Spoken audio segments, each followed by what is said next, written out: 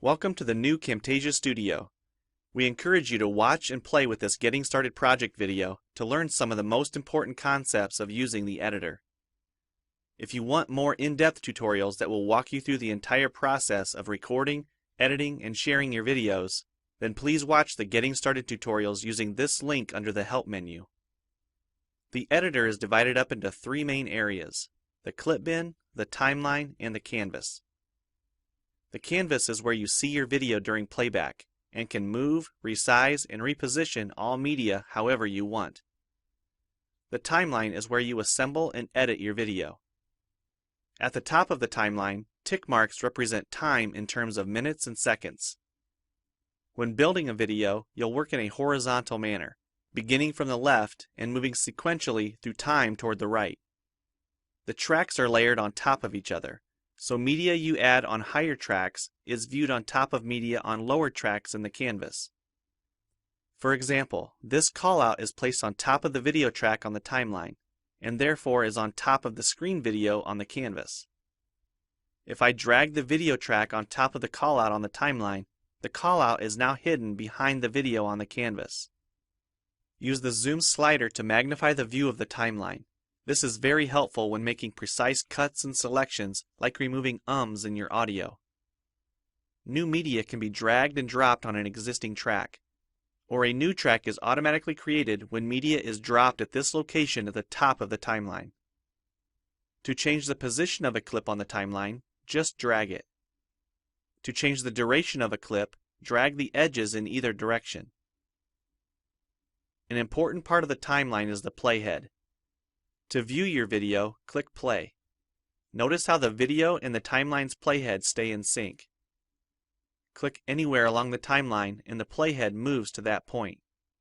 To remove a portion of your video, make a selection with the green in point and red out point.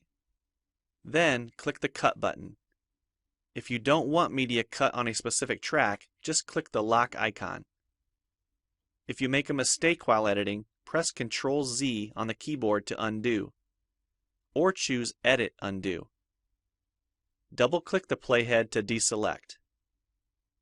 Next, we'll look at the clip bin and the library. The clip bin holds recordings, audio files, images, and title slides being used in the project you're currently working on. The library stores video clips, intros, callouts, title slides, and other media assets you want to use from project to project. It is pre-populated with professional content you can use in your videos. You can download more media from our website by clicking this link. You'll find a lot more music, callouts, and animated titles to use in your projects, and it's all free. Once you find something you like this callout for example, just drag it to a track on the timeline and resize and reposition it as needed. Double-click the callout on the canvas to open the Callouts tab and edit the text, or change any of the text properties like color or size. You can find a number of other callouts to use in your projects by expanding the Shapes menu.